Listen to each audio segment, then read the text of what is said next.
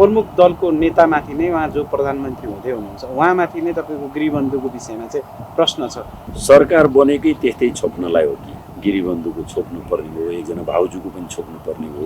सरकारले गल्ती गर्यो भने खबरदारी लाउने र बदमासी गर्न नदिने र जनता र राष्ट्रको रक्षा गर्ने, त्यो रक्षा गर्ने जिम्मै छोडेर सरकारमै बस्न पुगेपछि भनेपछि हाम्रो रक्षा चाहिँ कसले गर्छ? प्रमुख प्रतिपक्षको जिम्मेवारी पाउने पार्टी नै सरकार सम्हाल्न हिँडेपछि रक्षा कसले गर्छ? संविधान संशोधनको लागि हामी चाहिए होइन होला, संविधान संशोधन गर्ने नै कुरा होइन, त्यो बेकार नाटकको कुरा। यो नयाँ गठबन्धन निर्माणको आधार चाहिँ संविधानको तोडफोड गर्ने, संविधानलाई तोडमोड गर्ने कुरा उहाँहरूले नै सार्वजनिक गरिसक्नु भएको छ। बरु अब प्रश्न संविधानको रक्षा गर्ने, संविधानलाई तोड्ने, अब मुलुकलाई उहाँहरूले ध्रुवीकरणको दिशातिर लैजानु खोजिराख्नु भएको छ। अब यो अवस्थामा निश्चय नै माओवादीले अझ गम्भीरतापूर्वक समीक्षा गर्नुपर्ने भएको छ। पहिलो नम्बरमा चाहिँ कसलाई उठाउँदा जितिन्छ भनेर हामीले जित्नको लागि मान्छे उठायौँ। त्यो स्थानीय सरकार हो, त्यहाँको एउटा प्रमुख भएर भूमिका निभाउनुपर्छ र एउटा क्षमतावान मान्छेलाई हामीले त्यहाँ पठाउनुपर्छ। योग्य मान्छेले जित्यो भने मात्रै त्यो स्थानीय सरकार राम्रोसँग चल्छ भन्ने खालको कुरा हामीले भुल्यौँ। हाम्रो यो नेपालमा आन्दोलन गरेर सङ्घीय लोकतान्त्रिक गणतन्त्र स्थापना गर्ने, संविधान सभाबाट संविधान जारी गर्ने, समावेशी लोकतन्त्र सुरु गर्ने, यो अहिलेको जुन संविधान हो, यो संविधान बनाउने मामलामा महत्त्वपूर्ण स्टेक होल्डरहरू जो पार्टीहरू छन् ती पार्टीहरूले यो कुरा भुले, जसको कारणले गर्दा जसलाई उठाउँदा जितिन्छ। अहिले भर्खरै हिजोसम्म त्यो पार्टीको सदस्य छैन, त्यसलाई उठाउँदा जितिन्छ भनेपछि ल्याएर उठाइहाल्यौँ। जसले पार्टीको अनुशासन बुझेको छैन, पार्टीको सिद्धान्त बुझेको छैन, पार्टीको कार्यक्रम बुझेको छैन, चुनावमा जाँदा बोलेको छ नि त चुनावको घोषणापत्र, त्यो केही हेरेको छैन। अब स्थानीय तहमा गएका छन्। पहिलो त स्थानीय तहको असारको 10 गते भित्र स्थानीय तहको बजेट प्रस्तुत भइसकेको छ। कसले 9 महिनासम्म पनि बजेट प्रस्तुत नगरिकन बसेका छन्। यो ऐनलाई संशोधन गरेर, स्थानीय सरकार सञ्चालन ऐनलाई संशोधन गरेर असार महिनाभरि बजेट पेश गर्न नसक्ने सरकारलाई तत्काल निलम्बन गर्ने र त्यसलाई केन्द्रीय हिसाबले कुनै संयन्त्रले सञ्चालन गर्ने सिस्टम बसाउनुपर्छ। त्यस भएपछि तह लाग्छन्, तह लाउनु पर्ने पनि अवस्था छ। र अब अर्को कुरा, त्यो सरकार हो, त्यहाँभित्र लेखा हेर्ने केन्द्रबाटै मान्छे जान्छ हो। यस्ता केही कुराहरू नर्म्सहरू छन्, त्यो नर्म्सलाई पालना गर्ने पनि क्षमता भएका मान्छेहरू छैनन्। तेस्रो कुरा, सङ्घीय सरकारले पनि बेलामा ऐन बनाउने र त्यो ऐन बनाइदिने, आवश्यकता अनुसार संशोधन गरिदिने, त्यसलाई सहजीकरण गरिदिने काम पनि गरेका छैन। हामीले उनीहरूलाई 3टै अधिकार दिएका छौँ, कार्यपालिका, व्यवस्थापिका र न्यायपालिकाको। कानुन बनाउने अधिकार व्यवस्थापिकाको पनि अधिकार दिएका छौँ। न्यायालय त्यहाँ एउटा अर्धन्यायिक संस्था जस्तो होइन, न्यायिक समिति छ, न्यायालयकै हिसाबले चाहिँ त्यहाँ काम भएको छ। कार्यपालिका डे टु डे सञ्चालन गर्ने जिम्मेवारी पनि त्यसले पाएको छ। र यसलाई एकदम व्यवस्थितसँग सञ्चालन गर्ने सम्बन्धमा तिनीहरूलाई प्रशिक्षण, साँच्चै भन्नुहुन्छ भने निर्वाचन हामीले के बनाएको थियौँ सुरुमा कानुन भन्ने 3 महिना अगाडि चुनाव गरेर तिनीहरूलाई ल्याइसक्ने भनेको छौँ। त्यो 3 महिना ग्यापको पिरियडमा पुरानो कार्य समितिले काम गरिरहेको ठाउँमा उसले 3 महिना हेरोस्, सिकोस् र अब 5 वर्षसम्म राम्रोसँग चलाउन सक्ने बनोस्। अब त्यसो भने नेपालमा हामीले के सिस्टम बसाउनु भने कम्तीमा 1 महिना स्थानीय सरकार सञ्चालन गर्नको लागि तालिम दिनुपर्छ। त्यो काम चाहिँ यहाँ केन्द्रसम्म गर्नुपर्छ है। केन्द्रको मन्त्री पनि मन्त्री हुने भोलिपल्टैदेखि झन्डा हल्लाएर मन्त्रालय हेर्ने होइन, त्यो मन्त्रीले पनि कमसेकम 1 हप्ता जति त मन्त्रालय चलाउने, त्यहाँका विषयवस्तुहरू जान्ने ट्रेनिङ दिनु पर्यो नि। यो खालको काम चाहिँ हामीले गरेनौँ। हामीले राजनीतिक आन्दोलन ठुल्ठुलो गऱ्यौँ, त्यो 1700-1800 2000 वर्षको राजतन्त्रलाई विदा गऱ्यौँ, ठुलो काम हो त्यो। तर त्योभन्दा पछाडि आन्दोलनबाट प्राप्त भएको यो उपलब्धिलाई संस्थागत गर्ने कुरामा हामी एकदम झुकेका छौँ, जसको कारणले गर्दा देशको प्रगति भएन, भन्छ जनताहरूले चाहिँ नि सर्भिस डेलिभरी भएन, हाम्रो असन्तुष्टि धेरै छ भनेर जनताहरूले भनिरहेछन्। कुरा त्यहाँनिर पनि हो, सुशासन दिने कुरामा हाम्रो ध्यान पुगेन। अब अहिले पनि भन्नुहुन्छ नि यस्तो बर्खामा डोजर लाएर हामी पहेर भत्काइरहेछौँ अहिले, होइन? हाम्रो विकास भनेर डोजरे विकास। तपाईँले हिजो मात्रै सुन्नुभयो होला, एक दिनमा 24 अर्बको भुक्तानी हो अर्थ मन्त्रालय। 24 अर्बभन्दा बढीको एक दिन हो। त्यो भुक्तानी अलि अगाडि गर्न सकिँदैन थियो, अलि टाइममा गर्न सकिँदैन थियो। हो, त्यो आर्थिक वर्षको हिजो 24 गते, हिजो अन्तिम दिन हो चेक काट्ने। हिजै 24 अर्बभन्दा बढीको चाहिँ चेक काट्नुपर्ने किन? त्यसको 10 दिन अगाडि, त्यसको 1 महिना अगाडि, 2 महिना अगाडि दिन सकिन्थ्यो होला। त काम सिद्धिएर बस्यालाई त बेलामा पेमेन्ट गर्न सकिन्थ्यो होला। यस्ता कुराहरूमा पनि सङ्घीय सरकार पनि अत्यन्तै धेरै ठुलो कमजोरी छ। र त्यसो भएको हुनाले यो सबै त्यो फोहोर थुप्रिँदै गयो भने के हुन्छ थाहा छ? यो सिस्टमै ठिक छैन भनेर पनि मान्छेले नारा लाउन थाल्छन्। अनि त्यो बेलामा यो सिस्टम ल्याउनको लागि लड्ने हामी, जेल जाने हामी, जिन्दगीभर यो रगत पसिना बगाएर यो सिस्टम ल्याउनको लागि लड्ने मान्छेहरूको आन्दोलन, त्यो तिनको मेहनत समाप्त हुन्छ। त्यस हुनाले अहिलेदेखि बेलैदेखि यो सच्याउन ध्यान दिनुपर्छ। जस्तो अब अहिले नयाँ 2टा दलको सरकार बन्दैछ, एमाले र कङ्ग्रेस, उहाँहरू तयारीमा हुनुहुन्छ। जस्तो अब प्रमुख दलको नेतामाथि नै उहाँ जो प्रधानमन्त्री हुँदै हुनुहुन्छ उहाँमाथि नै तपाईँको गृहबन्धुको विषयमा चाहिँ प्रश्न छ। यस्ता विषयमा उहाँहरू चाहिँ मौनता साँधेर सरकारमा जानु ठिक हो कि, अथवा त्यसको विषयमा चाहिँ के हो त सत्य कुरा, त्यो जवाब दिनुपर्छ कि जवाबदेहिता? सरकार बनेकै त्यस्तै छोप्नलाई हो कि त्यस्तै कुरा आइरहेछ। गिरिबन्धुको छोप्नु पर्ने हो, एकजना भाउजूको पनि छोप्नु पर्ने हो, के भनेर पनि कुरा आइरहेछ। भुटानी शरणार्थी काण्डको छोप्नु पर्ने हो, यस्ता कुराले गरेर पनि आइरहेछ। त्यो नहोस्, त्यो उहाँहरूमाथि लागेको आरोप गलत ठहरियोस् म चाहन्छु। तर आम रूपमा यो संविधान संशोधन देशलाई सपार्ने सुधार्ने कुरासँग सम्बन्धित होइन है। यो अपराधलाई छोप्ने कुराको लागि सत्ता पक्ष र प्रमुख प्रतिपक्ष भने के? सरकारले गल्ती गर्यो भने खबरदारी लाउने र बदमासी गर्न नदिने र जनता र राष्ट्रको रक्षा गर्ने, त्यो रक्षा गर्ने जिम्मै छोडेर सरकारमै बस्न पुगेपछि भनेर चाहिँ हाम्रो रक्षा चाहिँ कसले गर्छ? प्रमुख प्रतिपक्षको जिम्मेवारी पाउने पार्टी नै सरकार सम्हाल्न हिँडेपछि रक्षा कसले गर्छ? त्यस हुनाले यो गलत कुरा छोप्नको लागि हो कि भन्ने शङ्का चाहिँ प्रशस्त मान्छेले गरिरहेछ। जस्तो अब यहाँहरूको पार्टीको चाहिँ महाधिवेशन चाहिँ सम्पन्न भयो, त्यो सफल रूपमै भयो, तर अझै पनि केन्द्रीय कमिटीले पूर्णता पाएको छैन। पदाधिकारीको सङ्ख्या जुन यहाँहरू 21जना मध्ये अझै ठुलो सङ्ख्या चाहिँ खाली नै राख्नु भएको छ, उपाध्यक्ष, वरिष्ठ उपाध्यक्ष सहित। अब कहिलेसम्म टुङ्गो लगाउनुहुन्छ पार्टी? यसलाई हामीले महाधिवेशनको हलबाटै 10 दिनभित्र टुङ्ग्याउने भनेर म्यान्डेट ल्याएको छ।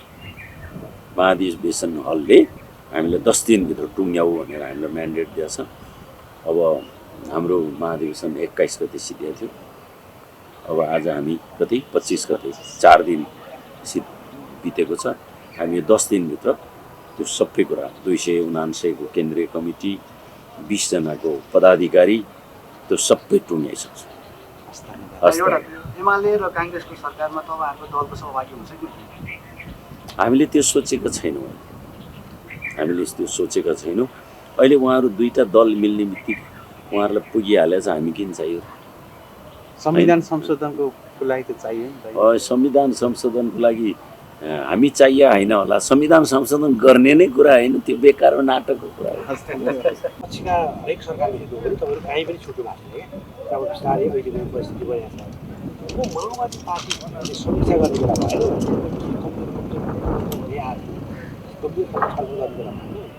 भएन, यो 2टा कुरा हो। माओवादी पार्टीले समीक्षा गर्ने एउटा विषय माओवादी पार्टीको आन्तरिक जीवनको लागि आफ्नो ठाउँमा छ। यो प्रसङ्ग अलिक फरक प्रसङ्ग हो। यो पार्टीहरू कुनै नेता विशेषको निजी विचारको कुरा मात्र पनि होइन। यो देशको समग्र अवस्थालाई कसरी हेर्ने, कसरी अगाडि बढ्ने कुरा हो। अहिले जे नयाँ समीकरणको कुरा आइराखेको छ, यसलाई धोका प्रति धोकाको अर्थमा दोहोरी गर्नुको पनि धेरै अर्थ छैन। यो सोचको कुरा हो, यो दृष्टिकोणको कुरा हो। यो नयाँ गठबन्धन निर्माणको आधार चाहिँ संविधानको तोडफोड गर्ने, संविधानलाई तोडमोड गर्ने कुरा उहाँहरूले नै सार्वजनिक गरिसक्नु भएको छ। बरु अब प्रश्न संविधानको रक्षा गर्ने, संविधानलाई तोड्ने, अब मुलुकलाई उहाँहरूले ध्रुवीकरणको दिशातिर लैजान खोजिराख्नु भएको छ। अब यो अवस्थामा निश्चय नै माओवादीले अझ गम्भीरतापूर्वक समीक्षा गर्नुपर्ने छ। पार्टीको कुरा छोडिदिनुहोस्, अहिले देशको कुरा गरौँ। पार्टीको कहाँ कति भन्ने कुरा यो सेकेन्डरी कुरा हो। प्रश्न देशको र अहिले प्रश्न मुलुकलाई आर्थिक सामाजिक रूपान्तरणको बाटोमा अगाडि बढाउने र मुलुकलाई आर्थिक मुख्य प्राथमिकता देशको आर्थिक सामाजिक रूपान्तरणलाई बनाउने कि फेरि संविधानलाई समीक्षा गर्ने नाममा फेरि राजनीतिक एजेन्डाकै वरिपरि मुलुकलाई चाहिँ घुमाउने प्रश्न आजको यो हो। पार्टीको कुरा को कहाँ हुन्छ, कहिले पार्टी सरकारमा हुन्छ, कहिले पार्टी प्रतिपक्षमा हुन्छ, यो ठुलो कुरै होइन। भनेको के एमाले र कांग्रेस मिलेर माओवादीले सिद्ध्याउन खोजेको यो पार्टीको कुरै छोडिदिनुहोस् भने मैले यो पार्टीको कुरा गरिरहेको छैन कि पार्टीको कति बेला सरकारमा हुन्छ, को प्रतिपक्षमा हुन्छ, यो कसले कसलाई धोका दिन्छ, यो कुरा छोडिदिनुहोस्। यिनी सहायक कुरा हुन्। मूल प्रश्न आजको मुलुकको प्राथमिकता त्यसलाई बनाउने, के कुरालाई प्राथमिकता बनाउने भन्ने प्रश्न हो। अब अहिले संसदमा दुई ठुला भनिएका दलहरूले अब संविधानलाई दोष देखिराख्नुभयो र संविधानमा उहाँहरूले दोष देखिराख्नु भएको छ र संविधानमा सुधार गर्नुपर्ने कुरा गरिराख्नु भएको छ र यो कुरा छिपेको छैन कि संविधानलाई संशोधन गर्ने कुरामा उहाँहरू जनताको अधिकारलाई सीमित गर्ने बाटोमा हिँड्न खोजिराख्नु भएको छ। जनताको अधिकारलाई सीमित गरेर नै मुलुक बन्छ भन्ने उहाँहरूको दृष्टिकोण भयो। जनतालाई अझ बढी अधिकार सम्पन्न बनाएर मुलुक बन्छ भन्ने यो माओवादी दृष्टिकोण हो। यो दुईटा दृष्टिकोणको बिचको यो अन्तर हो। यसलाई यो रूपमा हेरेर यसको निरूपण गर्न सकियो भने मुलुक ठिक बाटोतिर जान्छ। अब को पार्टी सरकारमा, को पार्टी प्रतिपक्ष भन्ने कुरा माओवादी कसरी अगाडि बढ्छ, माओवादी यो नयाँ यो विदित छ र मुलुकलाई राम्रोसँग थाहा छ। संविधान सभाको निर्वाचनको एडभोकेसी माओवादीले गर्यो, सङ्घीय लोकतान्त्रिक गणतन्त्रको नाराको एडभोकेसी, एजेन्डाको एडभोकेसी माओवादीले गर्यो। नयाँ संविधान निर्माण र सङ्घीय लोकतान्त्रिक गणतन्त्रको वाहक प्रमुख संवाहक माओवादी हो। त्यसकारण माओवादीले संविधानको रक्षा गरेको निम्ति दृढतापूर्वक खडा हुन्छ। माओवादी पार्टीले अहिले राजनीतिको संविधानलाई दोष दिने होइन, अहिले राजनीति र संवैधानिक व्यवस्थाको सुधारको कुरालाई प्राथमिकतामा राख्ने होइन, मुलुकको आर्थिक सामाजिक रूपान्तरणको एजेन्डालाई प्राथमिकतामा राखेर काम गर्नुपर्छ भन्ने माओवादीको दृष्टिकोण हो। यो रणनीति साधारण गर्छ। विगतका कमजोरीहरू विशेषतः चाहिँ अब सरकार सञ्चालनमा एकल सरकार नेतृत्व गर्नुको अवसर हामीले कहिले पनि प्राप्त गरेनौँ। निरन्तर हामीले सहकार्य गर्नुपर्ने, गठबन्धन गर्नुपर्ने, परिवर्तनका पक्षधरहरू भन्दा पनि परिवर्तनका विरोधीहरूको सङ्ख्यात्मक उपस्थिति बलियो भने सदनभित्र परिवर्तनका विरोधीहरूको यो व्यवस्थालाई अस्वीकार गर्नेहरूको व्यवस्थालाई बाध्यात्मक स्वीकार गर्ने पात्र प्रवृत्ति र चिन्तन दृष्टिकोणहरू चाहिँ सदैव चाहिँ बलशाली भएको कारणले गर्दाखेरि नेकपा माओवादी केन्द्रको तर्फबाट जनताप्रति उत्तरदायी र जिम्मेवार भएर, जवाफदेही भएर जनताका अधिकारको रक्षाको निम्ति हामीले कहिले चाहिँ सहकार्य, कहिले सङ्घर्ष गरिरहेका छौँ। यसको अर्थ के भने माओवादी आफैले कमजोरी गरेको छैन। आफ्नो कमजोर उपस्थिति हुँदाहुँदै पनि जनताका अधिकार रक्षाको निम्ति हामीले सचेतन पहल, प्रयत्न र नेतृत्व गरिरहेका छौँ। के भन्नु थाल्यो भने पार्टी सङ्गठन पनि अलिक कमजोर भयो यो त्यो, किनभने सत्तामा मात्रै अलिक बढी केन्द्रित भयो पार्टी। त्यस कारणले गर्दाखेरि सङ्गठनहरू पनि कमजोर भयो। त्यस कारण 64 बेला जुन बेलाको त होइन, 200 भन्दा बढी सिट ल्याएको त्यति बेला तपाईँहरू, अहिले तपाईँको 32 सिटको घुम्तिर पर्यो भनेको यो अलि सङ्गठन पनि कमजोर हुँदै गएको हो। यो समीक्षा गर्नुपर्छ, गम्भीर समीक्षा गर्नुपर्छ है माओवादीले। अब यसै गरी चल्यो भने माओवादी पार्टी पनि रहन सक्दैन भन्ने खालको परेर थाल्यो।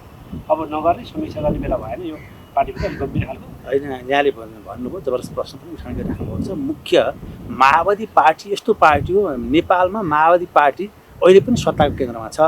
संसारमा कि माओवादी पार्टीहरू सत्तामा छन् कि त जेलमा छन्, कि माओवादी पार्टी सिद्धिएको अहिले इतिहास देखिन्छ संसारभरिकै। यो चाहिँ सर्वहारा मजदुर किसानहरूको आन्दोलन कमजोर भइरहेको, रक्षात्मक भइरहेको अवस्थामा नेपालको सन्दर्भमा हामी राष्ट्रिय राजनीतिको केन्द्रमै छौँ। हाम्रा मुद्दाहरू संविधानमा संस्थागत भएका छन्।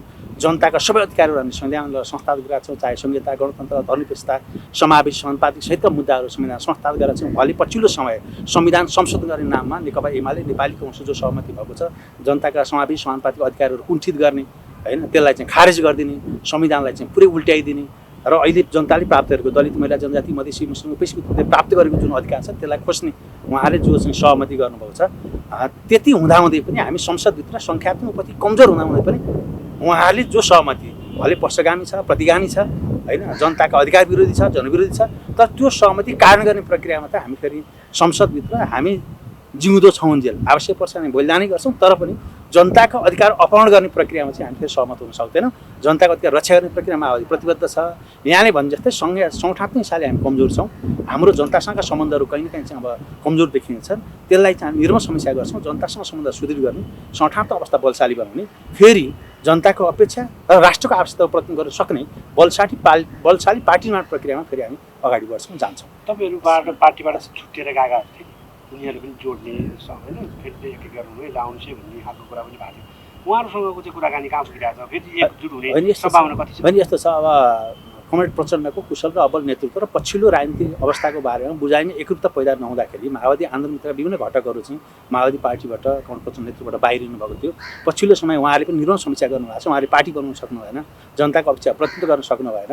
त्यस कारणले गर्दा कमरेड प्रचण्डकै नेतृत्वमा फेरि सहभागी हुने र आन्दोलनमा आफ्नो चाहिँ एउटा भूमिका चाहिँ निर्वाह गर्ने भनेर उहाँहरूले पनि सकारात्मक चाहिँ भूमिका सहितको चाहिँ उपस्थिति दर्ज गर्दै आउनुभएको छ। हामी छिट्टै नै होइन माओवादी विचारधाराहरूको बिचको एकता, त्यसपछि समाजवादी मोर्चा जो छ समाजवादी मोर्चालाई फेरि एउटा सुदृढ कम्युनिस्ट पार्टी निर्माण प्रक्रियामा चाहिँ हामीले हाम्रो चाहिँ अबल भूमिका र सचेतन नेतृत्व प्रदान गर्ने प्रक्रियामा कमरेड प्रचण्ड सचेत हुनुहुन्छ र उहाँले पहल गरिराख्नु भएको छ। छोटो समयभित्रै अब हामीले परिणाम देख्न सक्छौँ। धन्यवाद। पछिल्लो समय हाम्रो गठबन्धन थियो प्रचण्डजीसँग, त्योभन्दा अगाडि एमालेमा जानुभयो।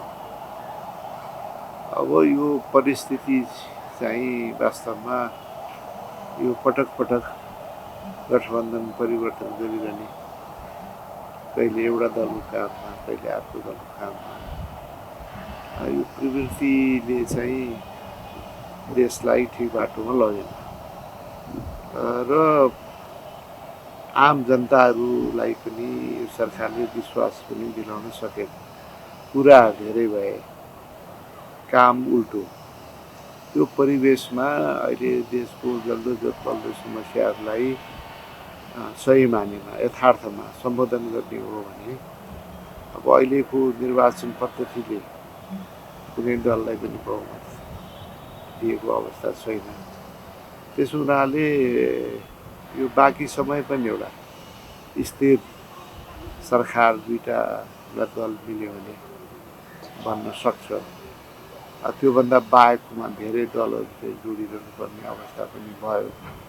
त्यस कारण यो बाँकी समयलाई स्थिरतातर्फ लिएर जाने र सँगसँगै त्यसपछि यो संविधानमा कहाँ समस्याहरू छन्, खास गरेर निर्वाचन पद्धति, समावेशिता, समानुपातिकतालाई सुनिश्चित गर्दै पनि निर्वाचन पद्धतिमा परिवर्तन गर्न सकिन्छ, संशोधन गर्न सकिन्छ र त्यसले चाहिँ यो अस्थिरताका जहाँ अस्थिरताका बिन्दुहरू छ ती बिन्दुहरूलाई चाहिँ कम गर्दै जाने एउटा मूल लक्ष्यका साथ काङ्ग्रेस र एमाले एक ठाउँमा आउने परिस्थिति बन्यो। यद्यपि नेपाली काङ्ग्रेस नै ठुलो पार्टी हो, तैपनि हामीले अब जुन एमालेका अध्यक्षले सुरुमै प्रधानमन्त्री बन्ने इच्छा जारी गर्नुभयो। ल ठिकै छ, यो बृहत्तर हितको लागि त्यही भए पनि सही भनेर यो गठबन्धन बनेको हो। अब प्रचण्डजीले अब कुरा धेरै गर्नुभयो, तर काममा कुनै परिणाम आउने खाले चाहिँ देखिएन। हामी हुँदाखेरि एउटा सिस्टममा ल्याउन खोज्यौँ, त्यो अर्थतन्त्रलाई पनि अनुशासनमा ल्याउन खोज्यौँ, एउटा विश्वासको माहौल पनि बन्दै थियो, त्यसलाई पनि बिचैमा उहाँले चाहिँ तोड दिनुभयो र पछिल्लो समय उल्टो गतिमा गयो। यो सबै परिवेशले गर्दाखेरि यो चाहिँ बेठिक भयो भन्ने चाहिँ नतिजामा दुईटा पार्टी पुगेको अवस्था हो।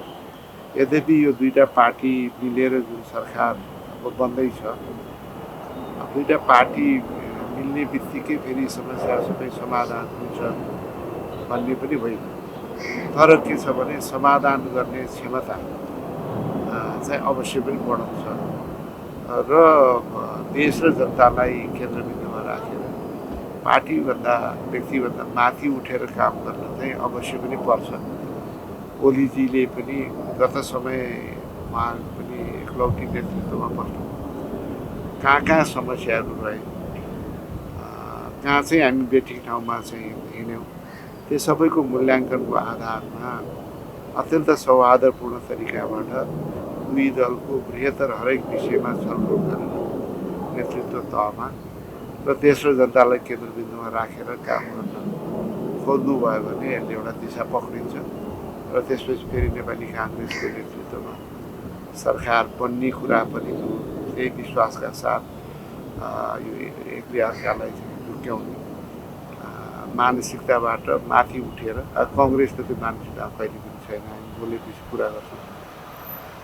त्यस कारण यो सब परिवेशमा यो बनिएको छ, हामी आशा गरौँ, विश्वास गरौँ यो सफल नै हुन्छ। जस्तो यहाँहरूको बिचमा जुन सरकार आलो पालो भन्नुभएको छ, जस्तो कति वर्षको बाँकी रहेको अवधिमा कसरी कति समयको चाहिँ आलो पालो अब भएको थोरै तलमाथि होला, करिब आधा जस्तै।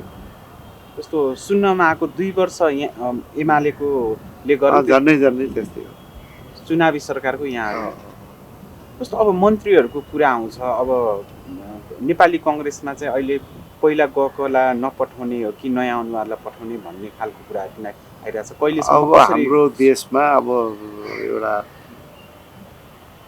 के छ भने अलि सबैलाई त्यो जिम्मेवारी दिउँ भन्ने अब त्यो मानसिकता छ।